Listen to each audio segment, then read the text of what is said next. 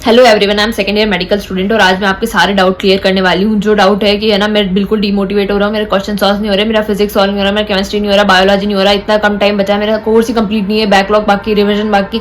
मैं सारा study plan बताती हूँ, कंटिन्यू ऐसा फॉलो करना, कब मॉक टेस्ट देने, कब ये एकदम सही है। तुम अगर इसको कंटिन्यूस फिक्स फॉलो करोगे ना, तुम्हें कोई नहीं बताएगा ये प्लान की कैसे करना है, सीक्वेंस वाइज कब करना है, सब आके भीड़ भर देंगे कि आज ही तुम सारा दे दो, तुम्हारा अभी तक कंप्लीट नहीं हुआ है, तुम्हें बहुत डिमोटिवेट करेंगे। तुम्हें किसी को नहीं सुनना, अपनी खुद की सुननी है और अभी इसको सॉल्व करना। मैं बताती हूँ कि अपना कैसे प्लान करना है पूरा 3 महीने जो अपना नीट क्रैक हो सके। ठीक है, मतलब अपना ऐसा है कि 650 प्लस चाहिए अपन को, तब अपन को इतना ऐसा सही प्लान चाहिए।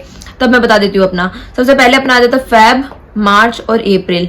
फैब के अंदर अपने पास 22 दिन बचे, 31 डेज अपने पास मार्च में बचे और अपने पास 30 डेज अप्रैल में। बहुत दिन है अपने पास, बिल्कुल स्ट्रेस लेने की जरूरत नहीं है। तुम्हें ये बताइए टोटल चैप्टर 79 है, सबको मिला के 11, 12 फिजिक्स, केमिस्ट्री, बायोलॉजी। तब अपन जल्दी जल्दी देखते हैं। ठीक है, तो अपने पास 79 चैप्टर्स है और 83 डेज है। अगर कोई बिल्कुल भी नहीं पढ़ना चाहता है और एक एक दिन में एक एक चैप्टर कर रहा है ना, तो भी उसका कंप्लीट हो सकता है और लास्ट में टाइम बचेगा। पर हमें स्मार्ट बच्चे हमें करेंगे, स्टडी हार्ड करेंगे और अपन स्मार्ट वर्क करेंगे। 2 चीजें करने के लिए। ठीक है, अपन क्या करेंगे, सबसे पहले फैब और मार्च आएंगे अपने पास, जिसके अंदर अपन को सिलेबस कंप्लीट करना है। अप्रैल आएगा, उसमें अपन को रिविजन और मॉक टेस्ट देना है और उसके बाद एग्जाम है अपना 5 मई को। ठीक है, अब अपन को ये है कि अब अपन क्या बिल्कुल अप्रैल मई में है ना, मई के अपन अप्रैल के अंदर सारे मॉक टेस्ट देंगे करेंगे, नहीं, मैं सब कुछ सीक्वेंस वाइज बताती हूँ। ठीक है, सबसे पहले फैब में क्या करेंगे और मार्च में क्या करेंगे। फैब में अपन को 12th का कंप्लीट करना है और मार्च में अपन को 11th का कंप्लीट करना है। उसके बाद में अपन को क्या करना है मैं बताती हूँ। ठीक है, अब इसमें साथ में बैकलॉग भी करना है अपन को। अब फैब के अंदर क्या करेंगे अपन, फैब में अपन सीक्वेंस चलते हैं, बायोलॉजी, केमिस्ट्री और फिर फिजिक्स। ठीक है, फैब के अंदर सबसे पहले अपन बायोलॉजी करेंगे। सबसे पहले बायोलॉजी में क्या करना है, 60 to 70% कंप्लीट करना है अपन को। माना कि सबकी बायोलॉजी कंप्लीट है, सबको ऐसा लगता है मेरी बायोलॉजी कंप्लीट है पर क्वेश्चन सॉल्व नहीं हो रहे, कहीं कहीं पे लाइन छूट रही है, किसी का रिवीजन नहीं है, कोई कोई चैप्टर बाकी है। तो अपन क्या करेंगे, परफेक्ट कैसे बनाएंगे उसको, जितना कंप्लीट है उसे भी परफेक्ट बनाना अपन को। वो कैसे करेंगे, तो अपन को एनसीईआरटी को छोड़ना नहीं है। बहुत बच्चे होते हैं जो लास्ट में एनसीईआरटी को छोड़ देते हैं। बिल्कुल एनसीईआरटी को ऐसे बिल्कुल रट लेना है, उसे ऐसा एक एक पेज आना चाहिए, उसका एक भी क्वेश्चन कहीं से भी आ गया, तुम असर्शनिंग, रीजनिंग सारे क्वेश्चन सॉल्व कर पाओ। कोई एक एक वर्ड का भी आ गया, अगर है ना डेट आ गई, ईयर आ गई, नेम आ गया साइंटिस्ट का, तो सब सॉल्व कर पाओ अपन को। ये करना, इतनी प्रैक्टिस करनी है अपन को। ठीक है, इतना ज्यादा परफेक्ट करना है। तो अपन बायोलॉजी में क्या करेंगे, एक तो एनसीईआरटी पढ़ेंगे और क्वेश्चन प्रैक्टिस करेंगे। क्वेश्चन प्रैक्टिस से ये होता है कि तुम्हें पता चलेगा कौन सा पैराग्राफ में कहां से क्वेश्चन कैसे भी बन सकता है। अपन पैराग्राफ पढ़ लेते पर अपन को क्वेश्चन सॉल्व नहीं करने आ रहे होते, तो उसके लिए अपन को क्वेश्चन प्रैक्टिस करनी पड़ेगी। बहुत बच्चों को होता है यार चैप्टर पढ़ लिया, 1 शॉट देख लिया, पर अभी भी 4 क्वेश्चन किए और वो सॉल्व नहीं हुए। क्वेश्चन प्रैक्टिस मतलब होता है कि आपने 4 क्वेश्चन किए, वो सॉल्व नहीं हुए, उसे समझे, फिर वापस किए तो वापस सॉल्व हो रहे। ठीक है, एक ही बार में सारे क्वेश्चन सॉल्व नहीं हो जाते, आपको 1, 2, 3, 4, 5 बार आपको क्वेश्चन प्रैक्टिस करनी पड़ती है। उसे कहते हैं क्वेश्चन प्रैक्टिस करना। इसलिए बिल्कुल स्ट्रेस नहीं लेना कि मैंने चैप्टर पढ़ लिया, 1 शॉट देख लिया, मैंने नोट्स पढ़ लिए, सब पढ़ लिया, अब क्वेश्चन करने बैठे तो सॉल्व नहीं हो रहे। स्ट्रेस मत लो। अगर तुमने 40 क्वेश्चन भी करे ना, तो उसमें से तुम्हारे 40 क्वेश्चन में से तुम्हारे ऐसा है कि 55% के जो क्वेश्चन होंगे ना तुमसे, वो तुमसे नहीं होंगे या फिर तुक्के मारे होंगे या ऐसे होंगे। कोई टेंशन लेने की जरूरत नहीं, सब कुछ सॉल्व हो जाएगा। ठीक है, अब हम आगे चलते हैं। इसमें रिवीजन करना है अपन को और सबसे पहले फोकस करना वीक चैप्टर्स पे, कि जो चैप्टर्स हमारे बिल्कुल हुए ही नहीं है, जिसपे हमें फोकस ही नहीं है, वो सारे चैप्टर्स पहले करेंगे अपन। अब है ना वीक चैप्टर्स करने अपन को। फिर अपन को सबसे इंपॉर्टेंट पीवाईक्यूज, 80 to 90% जो चैप्टर है नीट के एग्जाम में क्वेश्चन जो आते हैं वो पीवाईक्यू से आते हैं। ठीक है, नंबर 1 नोट्स मतलब एनसीईआरटी के अंदर जो साइड में नोट्स बनाए हुए, ऐसे नहीं कि खाली नोट्स पढ़ रहे हो एनसीईआरटी छोड़ दी, ऐसा बिल्कुल नहीं करना। एनसीईआरटी पे मेन फोकस रहना चाहिए। उसके बाद में आ जाते हैं 1 शॉट की बात। जो चैप्टर्स नहीं आ रहे, जो चैप्टर्स में डाउट है, जो चैप्टर्स रीड करने के बाद भी याद नहीं हो रहे, समझ नहीं हो रहे, तो 1 शॉट देखो, उससे क्लियर करो अपने कॉन्सेप्ट, फिर क्वेश्चन सॉल्व करो। ठीक है, ये बहुत ज्यादा इंपॉर्टेंट हो जाता है। वेटेज वाइज चलो पहले बायोलॉजी में। अब ऐसा है कि 12th बायोलॉजी कर रहे हैं अपन। ठीक है, 12th बायोलॉजी में क्या होगा, टाइम मैनेज कैसे करें अपन। अब मैंने 12th बायोलॉजी लेके बैठ गई, कितना टाइम में कंप्लीट करूं, मेरा फैब में करना है, मार्च में करना है, कब करना है, मैं पूरा बताती हूँ। ठीक है, अब उनको टाइम मैनेज कैसे करना। एक चैप्टर में आपको 3 घंटे लगते हैं। एक चैप्टर रीड करने में खाली आपको अगर 3 घंटे लग रहे हैं, तो बिल्कुल स्ट्रेस नहीं लेना इस बात का। अगर आपको 3 घंटे लग रहे हैं, उससे कम लग रहे हैं, बहुत अच्छी बात है, आप उसको क्वेश्चन प्रैक्टिस में यूज कर सकते हो। अगर 3 घंटे भी आपको लग रहे हैं, तो फिर आप क्या करोगे, 3 घंटे बाद जो आप 1 घंटा यूज में लो क्वेश्चन प्रैक्टिस करने में, पीवाईक्यूज करने में, रिविजन करने में। ठीक है, तो अपना एक चैप्टर हो गया, मान लो 4 घंटे में एक चैप्टर कंप्लीट हुआ अपना।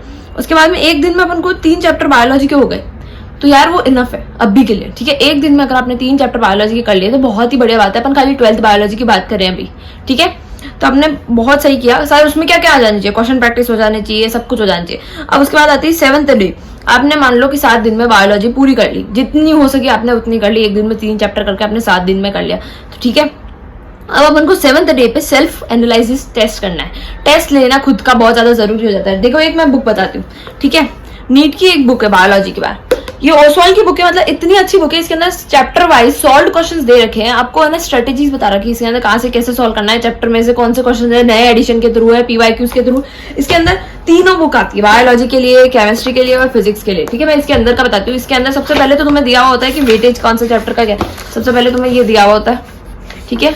उसके बाद में तुम्हें दिया हुआ होता है कौन से चैप्टर का कितना वेटेज है, छोटे से छोटे चैप्टर्स के बारे में भी इसे है ना सारे क्वेश्चंस दिए हुए हैं, उसको सॉल्व कर रखे हैं, ठीक है। हर एक क्वेश्चन का सॉल्यूशन भी दिया हुआ है। ऐसा होता है कि फिजिक्स में क्वेश्चन सॉल्व नहीं हो रहे, अपन कहाँ से करें क्या करें, कुछ समझ नहीं आ रहा, क्वेश्चन सॉल्व कर लिए पर सॉल्यूशन नहीं मिल रहे, तो इस बुक के अंदर तुम्हें इतने सारे क्वेश्चन दिए हुए उसको सॉल्व किए हुए। तो क्वेश्चन प्रैक्टिस इतनी जरूरी हो जाती है चैप्टर वाइज। अगर तुमने एक चैप्टर पढ़ लिया उसके क्वेश्चन सॉल्व नहीं किया तो तुम्हें पता कैसे चलेगा तुमने उस चैप्टर में से कितना पढ़ा है, कहाँ से पढ़ा है, क्या पढ़ा है, ठीक है। तो इसमें तीनों बुक है, मैंने लिंक जो है डिस्क्रिप्शन में दे रखी है, फिजिक्स केमिस्ट्री बायोलॉजी तीनों की बुक है, ठीक है। इतनी ज्यादा अच्छी बुक है ना ओसवाल की, I trust Oswal and you should also, ठीक है। ओसवाल की बुक एक बार लिंक में डिस्क्रिप्शन में जाके बाय करना, तुम्हें बहुत ज्यादा बेनिफिट होने वाला है इससे, ठीक है। अब मैं बता दूं 7th डे पे तुम क्या करोगे, टेस्ट एनालाइज कर लिया, सेल्फ एनालाइज कर लिया, टेस्ट दे दिया तुमने, कोई भी टेस्ट हो कहीं से भी हो, सीरीज हो, अपन को टेस्ट देना है। उसके बाद में नेवर स्किप टेस्ट, अपन को कभी भी टेस्ट स्किप नहीं करना है। मान लो कि आपने है ना टेस्ट दे रहे हो तो अपन सोचते क्या टेस्ट नहीं दे रहा, मेरा तो कंप्लीट नहीं हुआ, मेरा बाकी है, 100% कंप्लीट हुआ, मेरे 4 चैप्टर में से 2 ही चैप्टर हुए हैं, टेस्ट में तो 100 चैप्टर आ रहे हैं, मेरा आधा कोर्स भी नहीं हुआ है,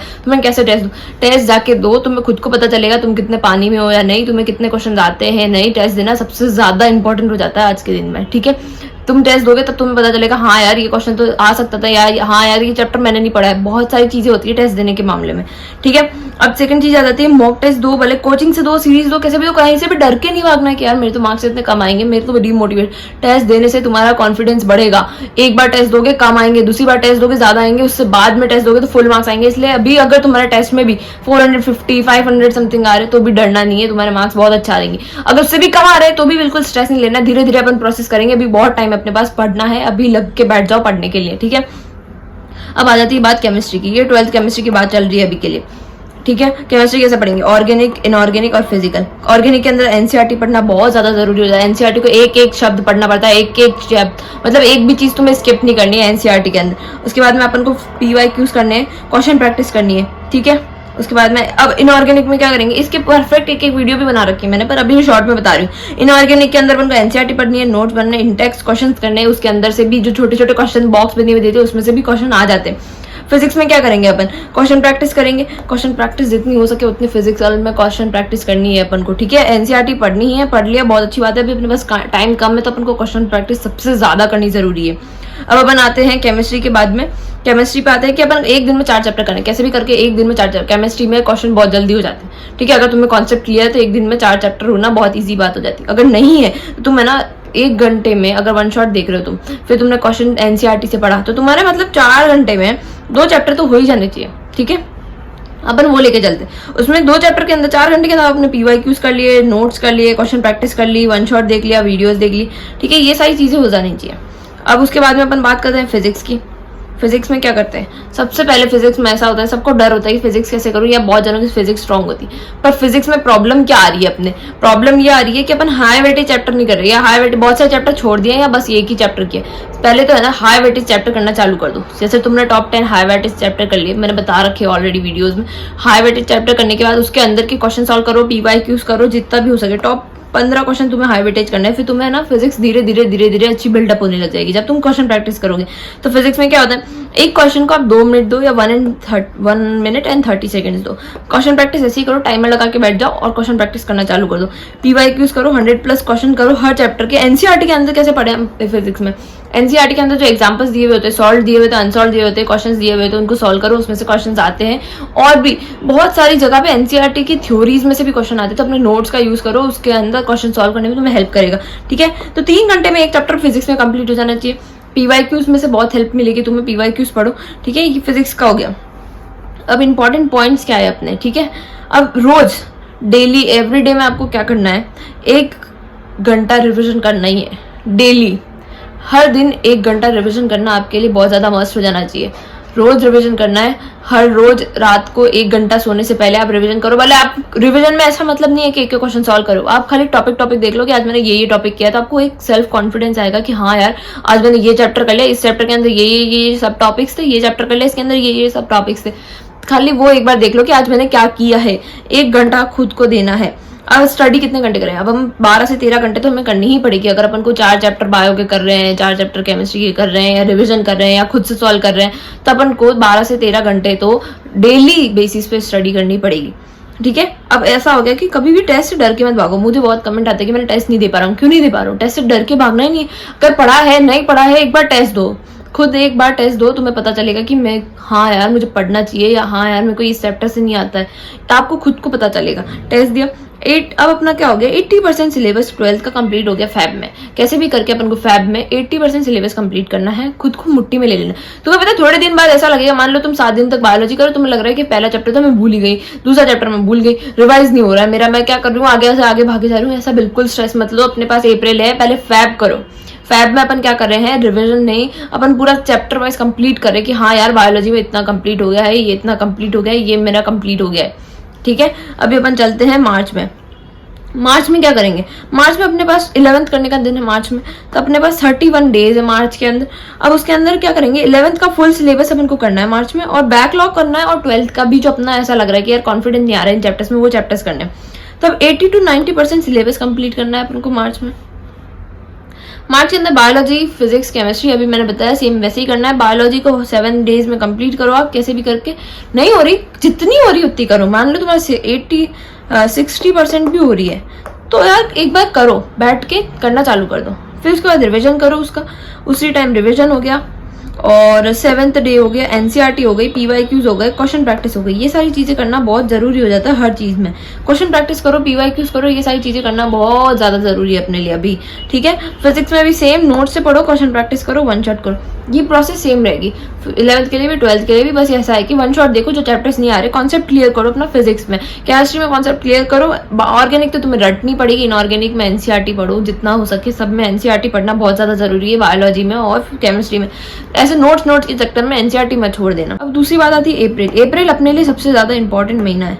क्यों? अप्रैल में अपन रिविजन करेंगे, बैकलॉग करेंगे, टेस्ट देंगे 11th और 12th का, दोनों चीजें होगी इसमें, 11th और 12th। तो अप्रैल अपने लिए बहुत इंपॉर्टेंट हो जाए। 11th अभी फैब में हमने 12th कर ली, अभी मार्च में अपन ने 11th कर लिया, पर यार एक बार कॉन्फिडेंस नहीं आया अभी तक भी। अपन को ऐसा लग रहा है कि यार मैंने कर तो लिया है, सब कुछ कर लिया, टेस्ट दे लिया, परफेक्ट कर लिया, पर यार कुछ चैप्टर्स रह गए। तो वो मैंने ना फर्स्ट वीक में 11th के कुछ चैप्टर जो बाकी थे वो मैंने कर लिए।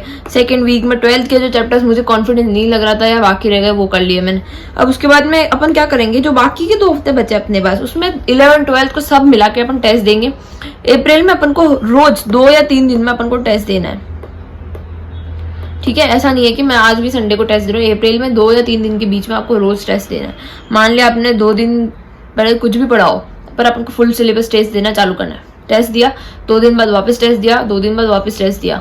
अपन को सीक्वेंस में चलना है ऐसे। ठीक है, ऐसा नहीं है कि रोज टेस्ट दे रहे हो, टाइम वेस्ट हो रहा है 4 घंटे। इससे अच्छा पढ़ो, 2 दिन बाद टेस्ट दो, फिर पढ़ो, 2 दिन बाद टेस्ट दो। अप्रैल की बात हो रही है, 11 12 दोनों कंबाइन हो गया है। जब अपना 11th कंप्लीट 12th कंप्लीट, सीधे से बात हो रही है अपने लिए। ठीक है, तब अपनी क्या बात हो रही है, जो भी डाउट है एक बार कमेंट सेक्शन में लिखना, और एक समरी बता देती हूँ मैं। फैब में जितना हो सके उतनी 12th कर लो, और मार्च में जितना हो सके 11th कर लो। मतलब अपना टोटल दोनों को मिला के 80% सिलेबस कंप्लीट हो जाना चाहिए। ठीक है, अब जो बचेगा अपने पास 20% या फिर 40%, जितना भी आपका बच रहा है, अपन अप्रैल में करेंगे। और साथ में मॉक टेस्ट देना जरूरी है, कहीं से भी दो मॉक टेस्ट, कोचिंग दो, बुक से दो, सेल्फ दो, कैसे भी दो, टेस्ट दो और एनालाइज करो। ठीक है, सही हो गया। कोई भी डाउट हो, कोई भी प्रॉब्लम कमेंट में लिखना। ये सबसे ज्यादा प्रैक्टिकल चीज थी। ये सीक्वेंस मैंने तुम्हें हर 3 महीने का बता दिया कि 3 महीने में हमारा नीट कैसे क्रैक हो सकता है। हाँ, हो सकता है, अभी भी चैप्टर से ज्यादा दिन है अपने पास। ठीक है, तो सोचो अपने पास कितना टाइम है रिविजन करने का, हर चीज करने का। 12 से 13 घंटे, 14 घंटे पढ़ने बैठ जाओ, बिल्कुल भी डिस्ट्रैक्ट नहीं होना है। रूल बताया 3-3-3 रूल, सबको पता चल गया, रट गया होगा ये कि बस 3 घंटे पढ़ना है, आधे घंटे ब्रेक लेना, 3 घंटे पढ़ना, आधा घंटा ब्रेक लेना। कोई डाउट हो, कोई भी दिक्कत हो, कमेंट में लिखो, मैं अभी के अभी उसको है ना रिप्लाई करूंगी कि कहाँ दिक्कत आ रही, कहाँ इशू आ रहा है। ठीक है, ऑल द बेस्ट, सबको नीट क्रैक होगा और तुम कर सकते हो, तुम कर रहे हो बहुत अच्छा। बस ऐसा मत सोचो कि मैंने कुछ नहीं किया, 2 साल से पढ़ रहे हो तुम, कोई भी 0 पे नहीं है, इसलिए बिल्कुल स्ट्रेस नहीं लेना। पढ़ने लग जाओ, पढ़ने लग जाओ, पढ़ने लग जाओ। ठीक है।